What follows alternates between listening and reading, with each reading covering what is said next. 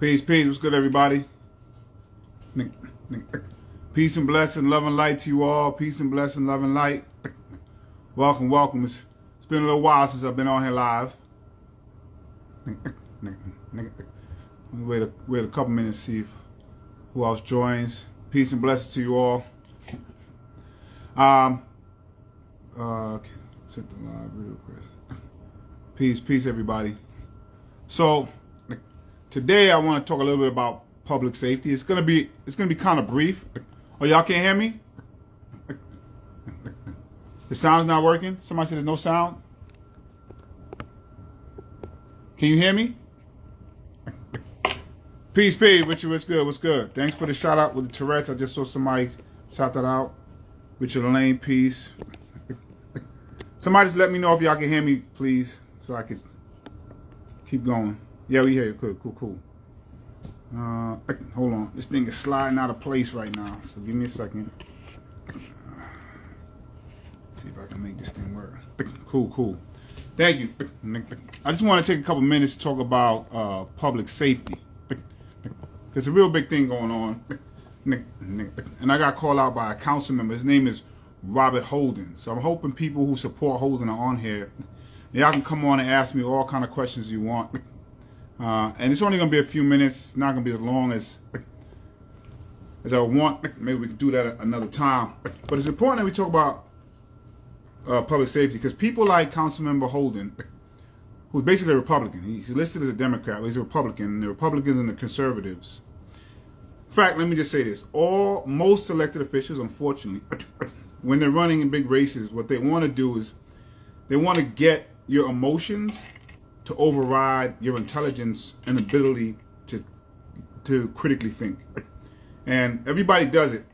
But I have to say the Republicans and the conservatives are the most dangerous at it. They drive to the heart of what scares us, the heart of what makes us afraid. They lift that up and they push it so much. Are you supporting bail reform, raise the age, and less is more? Victims' rights. Oh, welcome. I know you trolled me on Twitter, but welcome. I'm glad you're here. Yes, I've supported bail reform, raise the age, and less is more. But you can feel free to ask me questions, Victims' Rights New York. And so, again, they push the things that will raise our emotions so we be scared and override our intelligence. And people like Bob Holden, they do it really well. If you get a chance and you really want to see, I want you to go on Robin Holden's page on Instagram and also on Twitter. And you will see what generally happens is when you talk about what's factually happening on the ground, they will throw up, usually New York Post, but whoever, headlines of crime that's occurring and people who are being harmed. And I want to be clear, that is real. That is real. People are being harmed, people are being hurt. But what they do is they put that up there so they can override any factual information that you will provide. And the question is, how do we best harm the victims? How do we best heal and protect the victims that are being hurt? Victims' Rights New York. The victims that I work with who have buried their children because of these deadly reforms. Okay, these reforms did not cause anyone to die. And I will tell you, maybe much more like so many people on here, I have been, unfortunately, to more funerals than I count. Unlike many of the people who troll me, I have been with parents right after they've lost their child.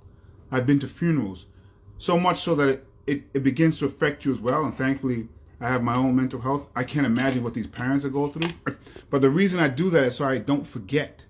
And I don't get lost into what victims, I want to make sure you get your right, Victims' Rights in New York get lost in. They get lost in the emotion of it. Even though nobody's dead because of bail reform, period. Even though there's no connection between these reforms and people dying, if they can throw it out there along with the headlines, they can get you so afraid that you begin to believe what they're saying. And people, I want you to do this in real time. I want you to do it in real time. I want you to Google the most dangerous cities in the United States of America.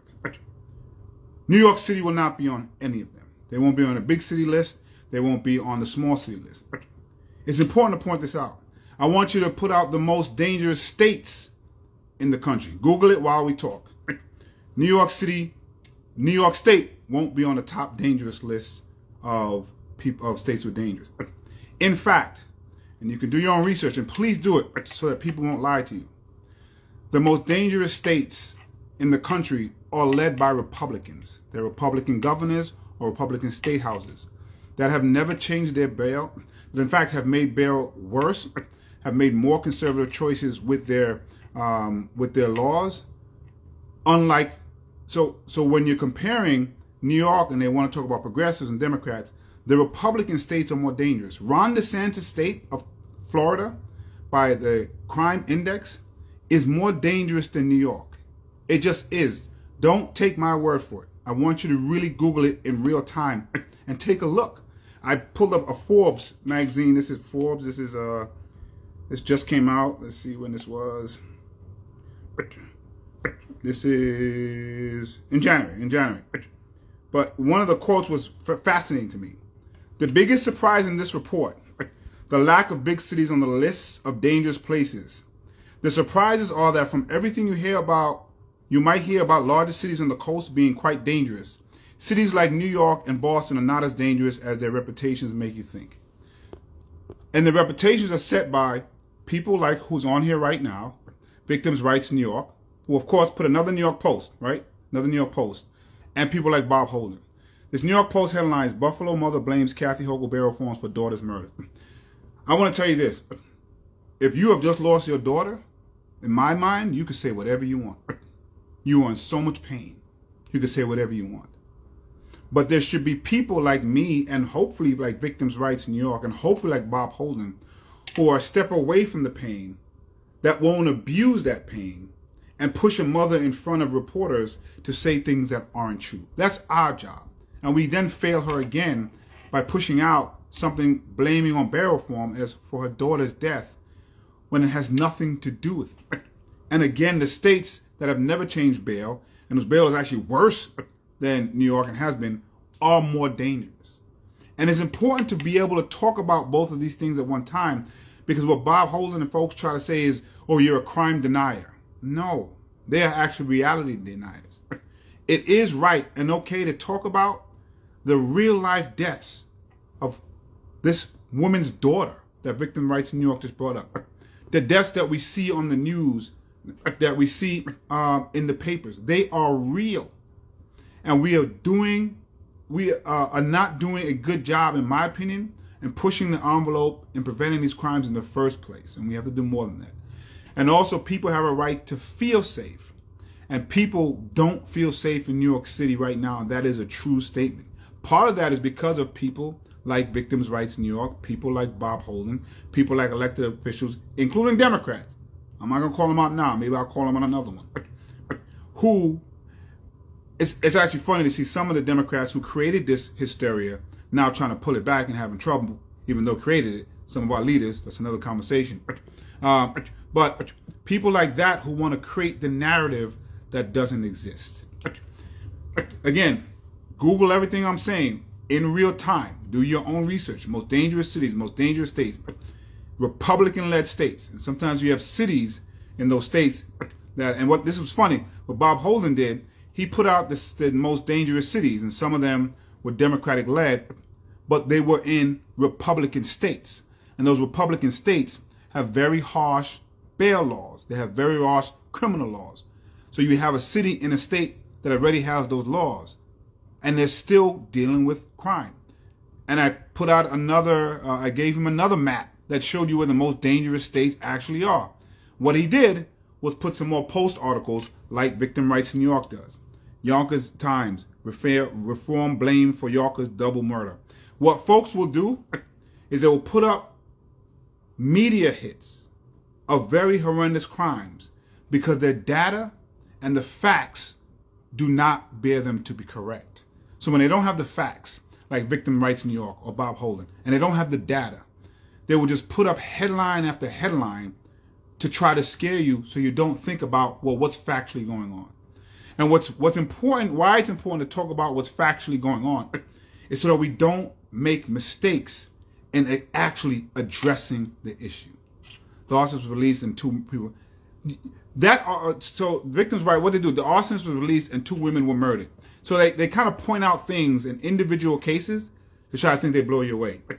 Just so people understand, bail is set to make sure that you return to court. That's it. What they won't tell you is if you go back before the bail reform, people were released on bail before. People have been released before and commit crimes. That happens, unfortunately. That has nothing to do with bail reform. But again, I want you to remember when you're seeing these headlines, you're seeing these things, what people want you to do is have your emotion and your fear override your ability to intellectually think. Sadly, it's successful.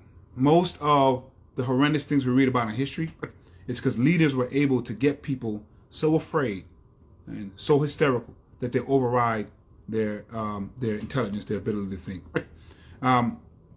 Like you said, nobody was killed at reform. 3 or 5 people were murdered. So if you look at the data, again, and even Kathy Hochul had to admit that the data doesn't say that bail reform is in charge of that. And she says 305 people were murdered because of bail reform. I'd love to see the statistics. But I assure you, and I would let everybody to do it, go before the bail reform laws were passed and find out how many people were released and committed other crimes. That's what they won't tell you. They're pretending like sort of all of a sudden crime started because of bail reform. That's just not the truth.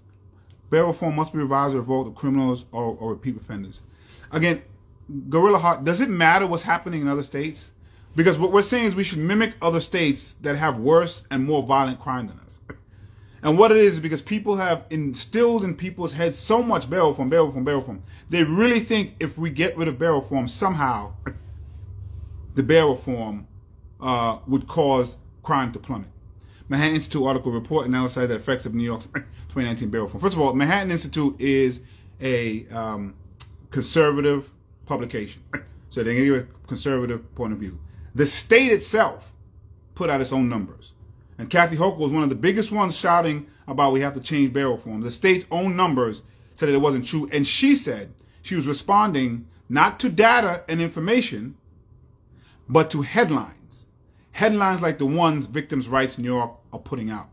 What I want to do in behalf of victims and people who are hurting is really put forth policies that will stop the crime from happening in the first place. And we were going in such a good direction. Some of the work that we did during the worst of Stop, Question, and Frisk, during the worst isn't bail reform for nonviolent offenders. Yes, that's also, thank you, Margaret. Violent crime, you still get bail, just so you know, and you can still hold folks. And there's a lot of, and then sometimes you have judges who don't put bail on, who actually could, and then somehow that's also bail reform. But before the pandemic, we were doing such a good job. These aren't headlines, Jermaine. Yes, Victims' Rights New York, they are human beings. So stop using them to push policies that are not true. Again, anybody can put a headline up of the real human beings. Victims' Rights New York and Bob Holden. But what we have to do is take the human beings and the data to figure out what is going wrong there. And how do we help those human beings? Because we are abusing the pain of those human beings even more by telling them, if you just change this law right here, your person will be alive. Well, who wouldn't gravitate toward that? It's abusive and it's painful. And I'll tell you, most of those victims are black and brown. The amount of people, since I've been in high school and funerals I've been to, and I've been told that law enforcement and bail and jail are supposed to have solved it, it should have been solved already. So Victims' Rights in New York get to jump up and down and shove headlines in your face, but they don't get to give you solutions. Being a child under the age of 11 is pretty violent. I don't know what that means, Victims' Rights New York. But again, you're giving me headlines of people who have been harmed. And I'm glad because I want to lift up their voices. But you're not responding to me saying where the actual most dangerous places in this country is. It's not New York City, it's not New York State. And I only say that, data means nothing if you're that mother who lost their child. I just want to be clear about it. It means absolutely nothing. Who cares? My child is gone. My loved one is gone. But for the leaders, we have to look at it so we don't copy people who are doing worse than us. Why would you want to mimic people who are doing worse than us? And if you push this notion that we are so dangerous and you create the hysteria, then we push policies like the 94 crime bill that people then apologize for 30 years later. Well, let me see what victims' rights. Yes. So here we agree. This is where we agree where we should be working on victims' rights in New York, streamlining the court process. One of the biggest things that we should be doing is speedy trial. You have people on Rikers like being put out 2-3 years who are simply waiting for trial. They're waiting to be heard, and they're dying on Rikers Island. That's a true statement. That's real, and that's data. But stop putting up things that you know are going to create an emotion that people necessarily, because of that emotion, may not be able to think through things and call for policy to be changed that hurt us more. We have to get away from this just locking up as many black and brown people as possible keep us safe, because it doesn't. There are a lot of things that keep us safe. We did a lot of work around gun violence, in particular with the crisis management system, the Cure Violence. I helped get the first money, and we were told the sky was going to burn if we don't stop more black people than live in the city of New York. We had to stop and frisk everybody. The stops went down, violence went down, gun violence went down, crime went down. Then we got hit with a pandemic. And people wanted to revert to what we have done before that hasn't worked. And there's been a spike in crime. So we have to be honest about the spike in crime and the spike in violence. That happened nationally. Matter of fact, it happened globally with the pandemic. But we're talking about nationally. That happened nationally. And it happened worse in places than New York City. New York City is still one of the safest places in the country. That's a real thing. And we have to acknowledge that so that we can figure out how to make it safer, but not go ahead and copy over people who are actually more violent than us. And that's important. And like you see, Bob Holden, I told him he can come on here.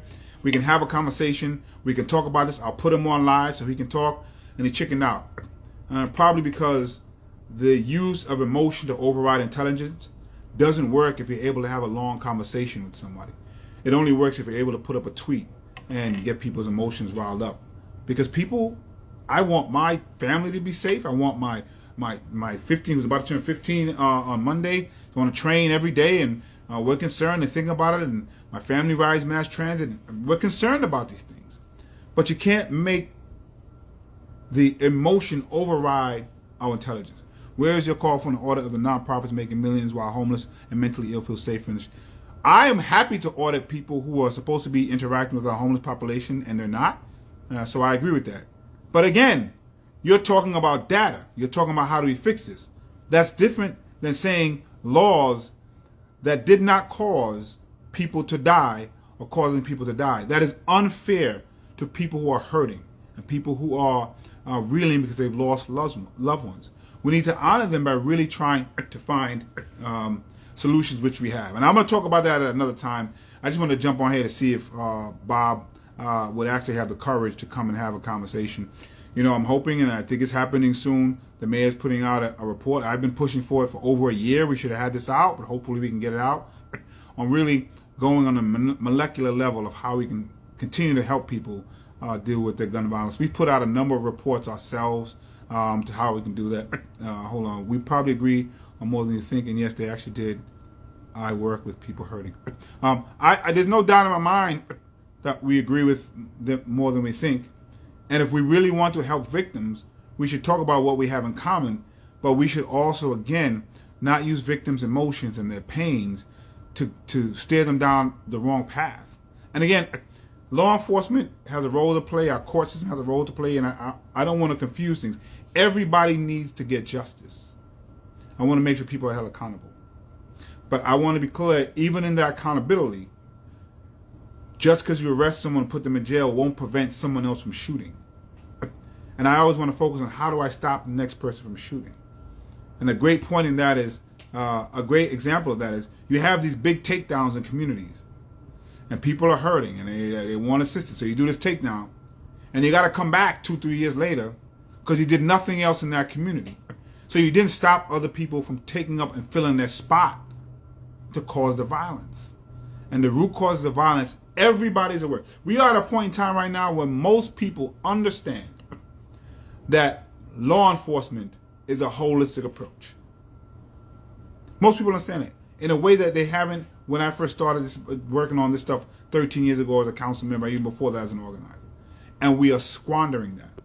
Because the people who believe just simply locking up people, throwing the key, keep us safe, They're being successful in getting us to override our intelligence, even when the facts are there. You have Ron DeSantis screaming about New York City violence and New York violence, screaming about it, while his state is actually more dangerous. The facts are out there, but he's able to get people's emotions to override their intelligence.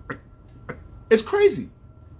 It's wild to me. It's like if you go back and think about Obamacare, if you remember Obamacare, you had people in the South who were screaming, oh, we don't want Obamacare, get rid of the Obamacare, but they want to keep their insurance that Obamacare caused them. It's fascinating to me. But that's what people do.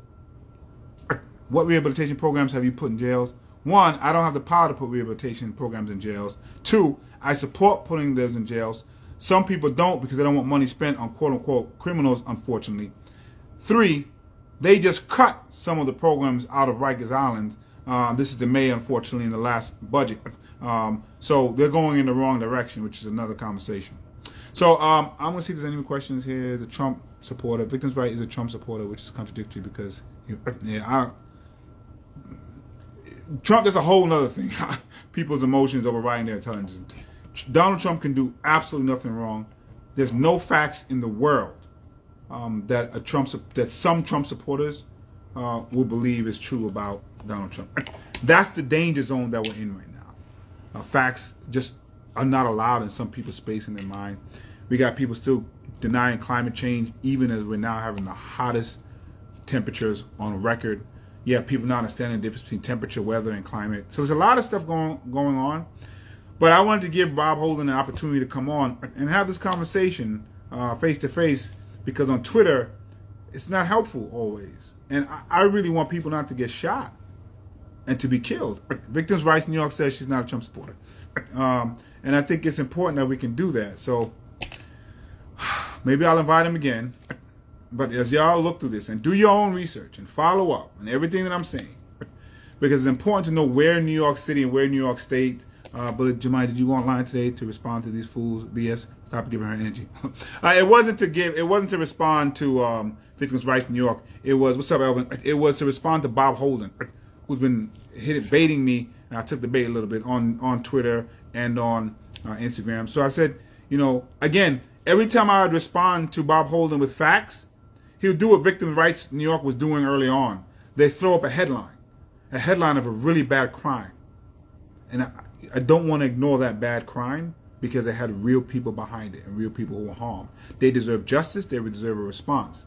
But they throw up headline after headline and they can't refute facts. They can't refute actually where we are. And people can't expect the public to do it all, but we are lucky. Oh, thank you very much. I appreciate that. But it's important to realize where we actually are in danger and crime in comparison to the rest of the nation, so we don't do the wrong thing. So we actually honor the victims who are on those headlines and make the changes that are needed. And there are, because I think we're failing in many aspects. And I do think people have a right to feel safe, and they don't. And we have to be honest about that, and we have to be honest about why. And we have to acknowledge all of those things. We can't just acknowledge some of them. And it's important. I want everyone to be safe. I want everyone to feel safe. And we're not there yet. But it's important to have honest discussions about why we're not there yet, and to stop people who should know better. The problem is getting your emotion to override your intelligence actually gets people elected. It gets Bob Holden elected. It gets Donald Trump elected. We got to fight it. I know it's hard. It is really, really hard because we're scared and you want to protect your families, and they know that. Your page said differently, Victor, and it's open. Oh, I see. Appreciate you. The asylum seekers is another one. We'll probably talk about that another day, but I don't want to remind people. The day before the first asylum seeker bus came, we had 50,000 people in shelters. The average wait time in that shelter, I think around that time, was maybe 200, 300 days. People who have been waiting for assistance, waiting for housing, who were homeless before the asylum seekers, they have a right to be angry and disgusted that they've been waiting for that long. But I want to make sure that anger is directed the right place. That anger shouldn't be directed to the asylum seeker. It should be directed to the government who failed you long before the asylum seeker came. And right now, we have rents going up and homelessness going up. It has nothing to do with the asylum seekers. It has to do with the failure of government on the city, state, and federal level. But I'm going to a whole other conversation. I appreciate y'all giving me an opportunity here. It's been a while since I've been live. Bob Holden, you punked out. You didn't come on. Somebody go to Bob Holden's page and tell him you should have come on. And I'm happy to have a very rich and real conversation. I wouldn't have had any, no censoring. Just let's talk. It's better to talk when you can't just throw up emotion-filled headlines that are filled with real people who have gone through some traumatic situations that none of us ever want to go through. And I hope I never do. I hope you never do. But they're really there. People like sound bites instead of looking at facts. That it's true. One of the things that's bad about politics, even debates, you got to answer questions about public safety in 30 seconds or 60 seconds. You really can't. And I'm going to try my best in the next election that I do, which I guess will be 2025, to really push people who are holding these debates to say, like, I don't know if I'm going to take a debate where the answer is less than 90 seconds. It means you're going to get less questions in. But I want at least a minute and a half because these questions are so complicated. If you only give me 30 seconds or 60 seconds, it's not enough. It's not enough. And then you just feed red meat to people to get their emotions up. But appreciate y'all taking some time out. Peace and blessings. Love and light to y'all. And I'll catch you on the flip side. Peace.